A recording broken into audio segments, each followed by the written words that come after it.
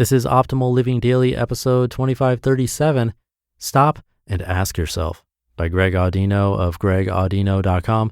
And I'm your narrator, Justin Malik, reading you blogs every single day of the year. That's including holidays. Without further ado, let's get right to it as we optimize your life. Stop and Ask Yourself, by Greg Audino of gregaudino.com. You might meet a lot of people that unhappily describe themselves as being on autopilot. They feel as though their lives are run by the same routine without much vigor or variation. There's dissatisfaction, boredom, and obligation. Yet in spite of this, time flies even though they're not having fun. Or perhaps this is you. Life is moving right on along, and though you've answered the bell and you're doing all the things you should be doing, so working, paying your bills on time, only cheating on your taxes a little bit, there's still the dissatisfaction. There's still a sense of incompletion or time not well spent. And time is important. We all know how important time is. Though we tend to not treat it as such, we're all very much aware that time is our most valuable currency, never to be replenished. That said, our measurements of life and life's worth can't be separated from time. We know we're on a clock of some sort, and if that clock didn't exist and we had as much time as we wanted to do whatever we want with our lives, surely a lot of our pressures and negative commentary about how we're spending our time would cease to exist. With that in mind, it's crucial to understand that the source of many judgments about what we're doing with our lives are relative to time. Maybe not if you're out killing people for a living, that's probably a moral dilemma, but for most of us who live a more ordinary type of lifestyle. So getting to the core of a dissatisfying life usually requires us to ask ourselves what we're doing with our time. What are we doing with this fleeting opportunity? What are we doing with each present moment, which are the only snippets of life we'll ever truly live in, as they vanish to the past in an instant, and the future is anyone's guess? Time is running out. It's an undeniable truth, and although you already know it, hearing it again might give you a twitch of awareness or aliveness that what you're seeing, hearing, smelling, tasting, and touching in front of you is all that you really have. So what now? For at least a moment, we're hyper-present and aware of our limited time on this earth dwindling by the millisecond, and here you are listening to this podcast. Well, what can I tell you? How can we get through this thing together? All I can offer you at this moment, and any moment, is the opportunity to ask yourself one question, a question that is sure to optimize your time on this earth. And that question is, am I doing what I want to be doing? Groundbreaking, I know. It might also be rephrased as, am I doing something that makes me happy? Or am I enjoying myself right now? Or even, am I doing the best possible thing at this moment? And if the answer is yes, and you've considered the likely consequences, then that's great. You've got it figured out. Keep on keeping on. There is an extra level, however, because a lot of the time we're not doing what we'd most want to be doing, and unless there's some colony of people out there who spend all day, every day running naked in a field while eating ice cream, I'm betting that we all have at least small bouts of time where we'd rather be doing something else. And why is that? That's because that thing I said before about the aliveness that comes with acknowledging that this moment in front of you is all you'll ever have goes away. For 99.9% of us, it doesn't last. That would be madness if all our brains could keep up with is the present moment like that.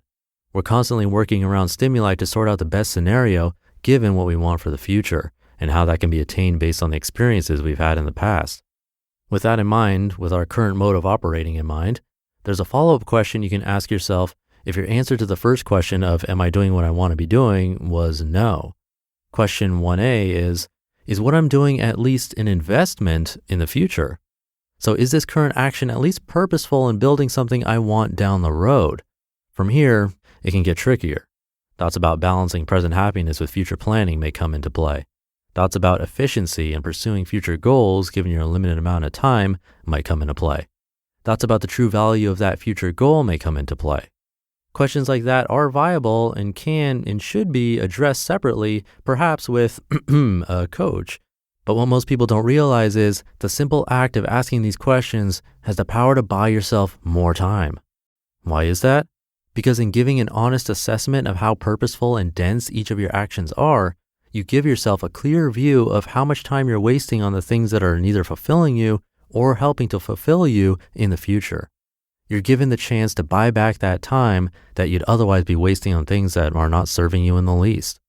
But you have to be honest with yourself. Some people might say that TV is a huge time waster and a great example of something that isn't fulfilling nor is an investment in the future. But TV is something that you know purposefully relaxes you, and if you're cognizant of its effects, then you may have good reason in watching it each day. Some people might hate their job, and it's not what they want to be doing, but the money that comes with it is an investment in the future. That's when questions of efficiency and value that I mentioned before might come into play. Some people may be thrilled and certainly enjoying themselves by telling their boss to f off in this moment, but in reality, they like their job, they're riled up for no reason, and while it's fun telling the boss to f off, this is not ultimately a good decision down the road.